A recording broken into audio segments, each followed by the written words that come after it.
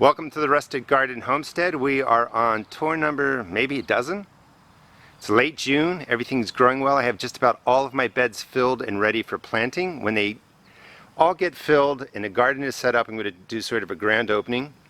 Right in here is a container garden that's going to be growing mostly in mulch. Be doing a video on that. I figured out how to do that.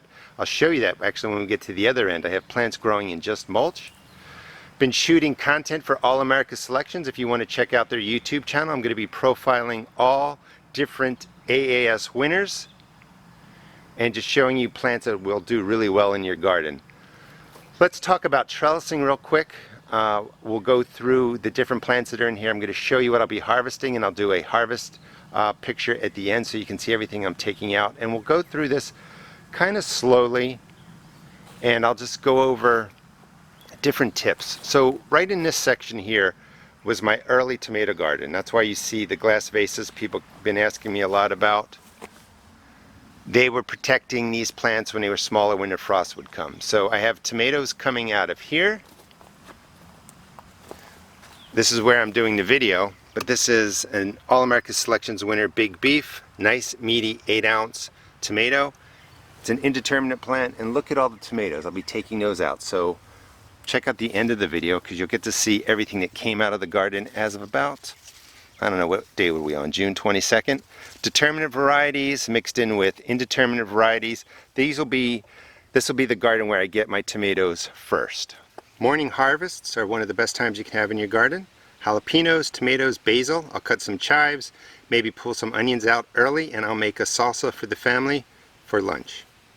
Start walking over. I've been talking about having plenty of flowers in your garden to bring in pollinators. I want to bring in more flowers. I want to bring in more pollinators, and it's a great way to really fend off against whiteflies and other problematic bugs, because you bring in lacewings, lady beetles, they will eat the bad bugs. Those were jalapenos I'll be harvesting. Pepper tower is doing really well. Lots of peppers on there, not quite ready for harvest. I'll be taking out some kale, some of the broccoli. This is ginger. That's the mystery machine. Red Russian kale will be coming out. Be doing a salad. Look, here's a Japanese beetle. Let's grab that. Get rid of it. There's another one. So I've got, oh, that's a different insect. So I have different bugs coming into the garden. Being first year growing here, I'm keeping a journal, keeping track of what comes in. I'm going to be harvesting the different kales. Going to be taking off the broccoli buds, and I'll be removing the broccoli because now it's too warm for that.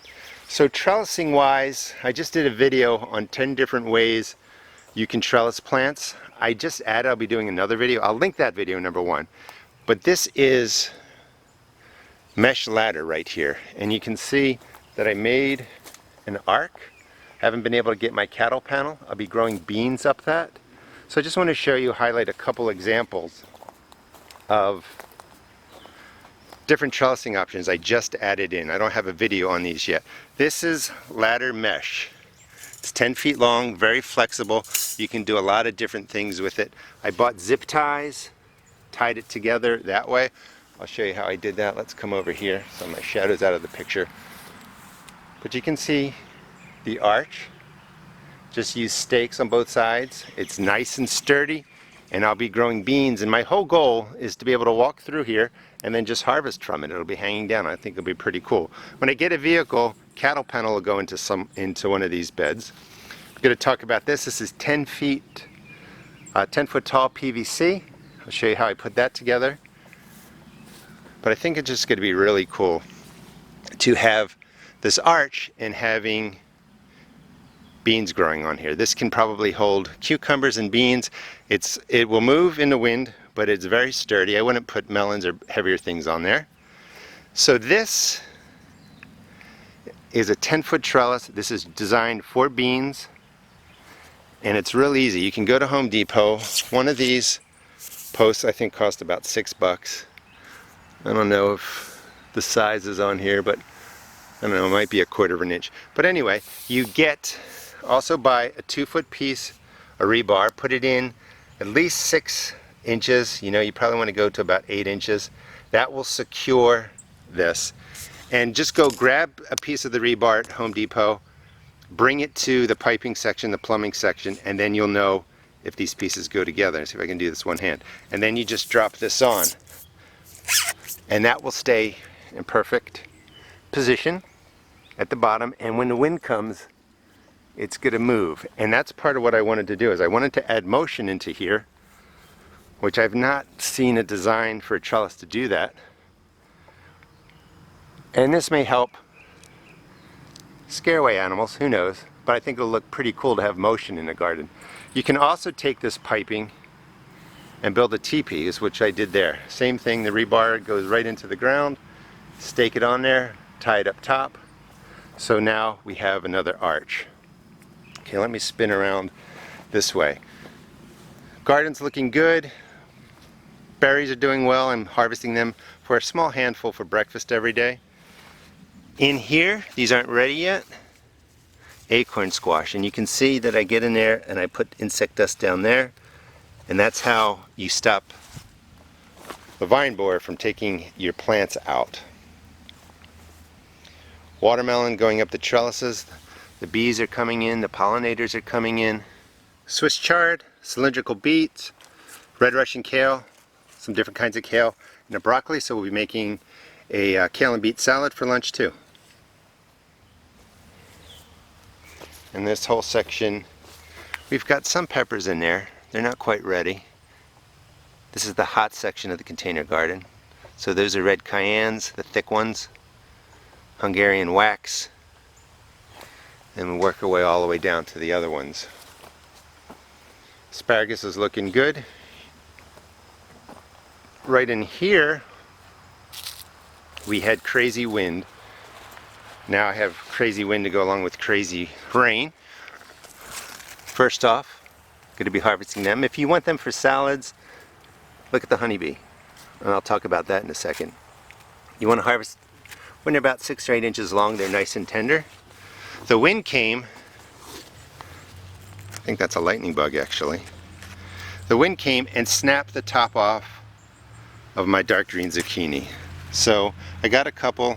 I don't really know. I'm going to imagine that this will send out a shoot of some sort, but we'll see what happens. But just the wind came, snapped the top off of all things. Coming down further, if you want your zucchini to be a little bit larger for like breading and frying, let them get about this size. I'll be harvesting that. But things are really starting to produce.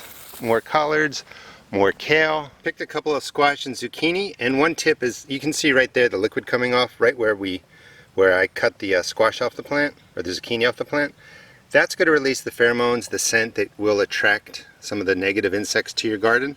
So after a harvest, this is when you would want to get in there with your peppermint sprays or your oil sprays and put the masking sprays down so that the scent's harder to find for those insects. Cabbages are starting to do well. Here is that ladder I talked about. If you just want to get a stake and then weave it right down the stake, that will hold a cucumber plant, that will hold beans, nice and strong. Now let me show you a mistake I made too. Coming over here, oh, I can see the cucumbers. Let me make sure I don't step on the watermelons as I'm walking in here. You can see some cucumbers starting right in there. Massive amounts of flowers. So when I put these in, I put 2 plants in for cucumbers, which is cool, but I also put in 2 for the squash. Over here I had 2 in for the zucchini, the squash over here, and I really only wanted 1 plant. I had to, make a decision and cut them out, which I didn't really like doing, but they would have really competed with each other. The other mistake I made, it's the one I wanted to show you, that's a bush cucumber. It's never going to trellis up that. So I'm kind of wasting space because that one is starting to produce. You can see some cukes right in there, but it's going to stay compact and it's not going to put out a runner or a climber or anything like that. The eggplant's doing really well. If you're having trouble with flea beetles, I found the only thing that really works is dust. You can use Captain Jack's, that's organic. Melons, cantaloupe, You know, tomatoes are just coming in all over the place. Peppers, these are All America Selection winners too.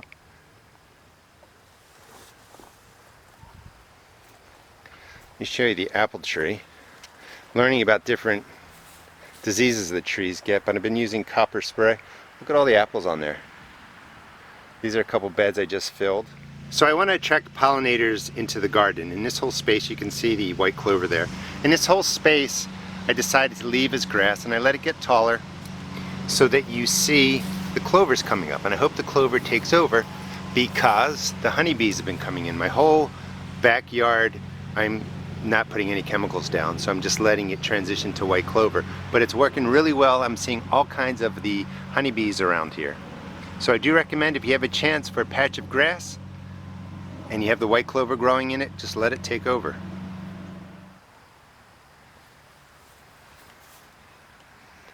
Now I think things are looking pretty good. All right, let's get to the other side. I wanted to talk to you, I said, about how you can grow in mulch. Now, growing in mulch is not easy. Oh, look at all the peas. They're going to be coming off today. Growing in mulch is not easy because I've talked about this before.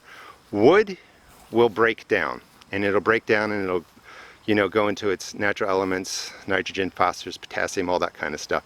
When it gets there, it's going to give back and your plants are going to love it. But while it's breaking down, it's going to be taking nitrogen for the biological process that's going on, and it's going to take from your plants. In this container is all mulch. And how I was able to grow them, and they're looking pretty good, is to, when you plant, be doing a full video on this, you just move the mulch out of the way, put in some handfuls of dirt, but really mix in the organic fertilizer, and you feed these more regularly, once a week, with a high nitrogen liquid soluble fertilizer. The liquid fertilizers work best. They give the plants what they need, and it's a really inexpensive way to fill your bed. And over time, this will be breaking down. This is going to be a great place for growing my plants as the wood begins to break down. Now, the kicker is, as I always say, it has to be shredded hardwood. You don't want to be using the wood chips. This is well shredded, breaks down quickly, holds a ton of moisture, holds the water-soluble fertilizer, and the plants are doing really well.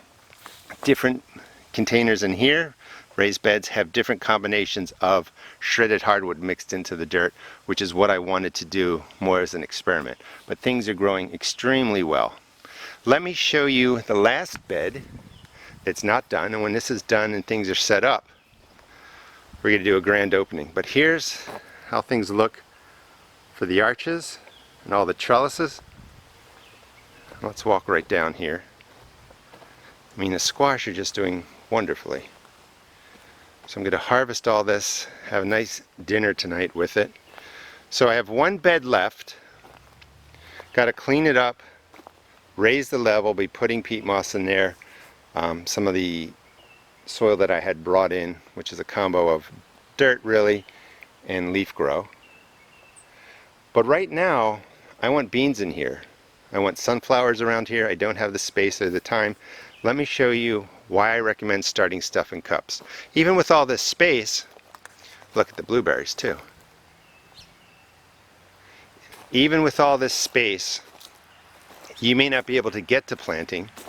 So I recommend starting them in 8-ounce cups, containers, whatever you want to use.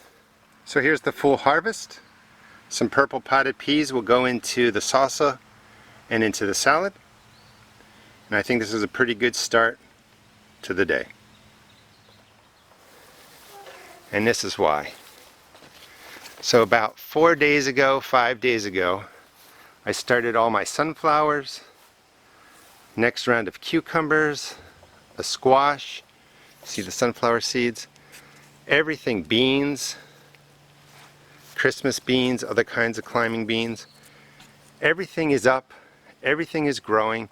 I didn't have to rush and get it out there. I didn't have to wait till I was ready. This is going to get a good 7 to 10 days of growth after germination. It's going to go right into the planting holes, and the garden will sort of have a jump start. So I do recommend, when you're planning out your garden, These are all sitting outside. Just start your seed starts in cups. It's a lot easier to come here and maintain them, feed them, water them, and then you can just go out into your garden and pop them around. Pop them in where they belong. Thanks so much for watching. Hope you enjoyed the video.